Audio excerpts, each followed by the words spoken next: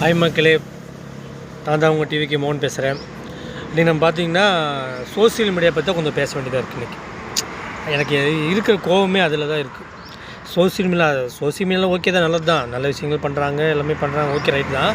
ஆனால் இருந்தாலும் ஒன்று என்ன தெரியுமா, ஒரு டைவர்ஸ் கேஸுக்கு அத்தனை அப்படியே கொந்தளிச்சு வந்தாங்களே நம்ம ஜூலி அவர்கள்லாம்.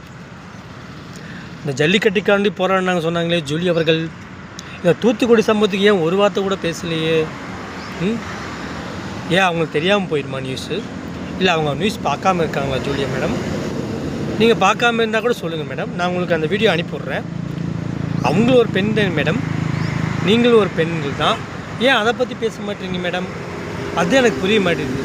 முழுக்க இந்த சோசியல் மீடியா என்னென்னா, அப்போ இப்படி பேசவங்களை தான் நீங்கள் ட்ரபிள் பண்ணுறீங்களோ எனக்கு தோணுது. சோசியல் மீடியாவில் இப்படி தான் பண்ணுறீங்க நீங்கள். ஒருத்தர் ரியல் லைஃப்பில் நடக்கிற விஷயத்தை பேசுகிறது கிடையாது. சும்மா டைவர்ஸ் கேஸு, அவன் இவனை வச்சுருக்கான், இவன் அவனை வச்சுருக்கான், அவன் விஜயனை பற்றி பேசுகிறது, இதெல்லாம் எதுக்கு? தேவையில்லாத விஷயம். அது நமக்கு தேவையில்லை. அவங்க பர்சனலாக இருக்கட்டும். அதெல்லாம் பேசுகிற ஜூலி ஏன் இதை பேசலை? இதை பேசியிருக்கணும்ல. நீ ஒரு நல்ல பெண்களாக இருந்தீங்கன்னா இதை பேசியிருக்கணும். இதை பேசலை.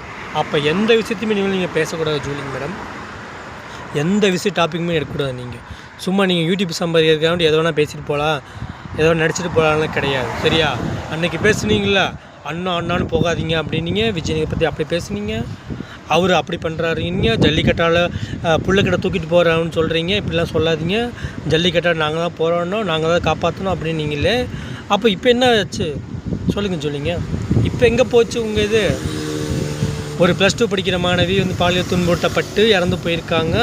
ஊர் மக்களே பேசுகிறாங்க, எல்லாருமே கண்டனம் தெரிவிக்கிறாங்க, நடிகர் எல்லாம் பார்க்குறாங்க, எல்லாமே பண்ணுறாங்க. Right, okay. எனக்கு என்னென்னா, சோசியல் மீடியாவில் எதோ ட்ரெண்ட் பண்ணணுமோ அதை மட்டும் பண்ணுங்கள். தேவையில்லாத விஷயத்துக்கெல்லாம் ட்ரெண்ட் பண்ணி விட்றீங்க. அதுதான் இருக்கிற சோசியல் மீடியாவிலேயே ரொம்ப கேவலமான விஷயம். உண்மை அதுதான். ஒன்றுமில்லாத விஷயத்த போய் ட்ரெண்டிங் பண்ணுறீங்க. ஆனால் இதை பப்ளிசிட்டி ஆக்க மாட்டேறீங்க. அதுதான் எனக்கு புரிய மாட்டேங்குது. மோஸ்ட்டு அதை செய்யுங்க, ஓகேவா? எனக்கு இருக்கிற கோவமே அதுதான். ரெண்டாவது விஷயம் பார்த்தீங்கன்னா, தூத்துக்குடி சம்பவத்துக்கு நம்ம எம்பி நேற்று போயிருக்காங்க. மிஸ்ஸஸ் கனிமொழி போயிருக்காங்க. அவங்க 3 நாள் கழித்து போயிருக்காங்க. பார்த்தீங்களா? சம்பவம் நடந்து 3 நாள் கழித்து இன்றைக்கி போய் பார்க்க போயிருக்காங்க. மக்கள் இப்போ கம்முன்னு இருப்பாங்களா? எல்லாம் அப்படியே ஆத்திரத்தில் கொந்தளித்து கேள்வி மேலே சரமறை கேள்வி எடுத்துட்டாங்க. அவங்களால பதிலே சொல்ல முடியல மிஸ்டர் கனிமொழியினால். மக்களுக்கு எல்லாம் புரிஞ்சிருச்சு. நாடு இந்த ஆட்சியில் ரொம்ப ரொம்ப ரொம்ப கேவலமாக இருக்குது. ஒரு 2.5 வயசு பொண்ணு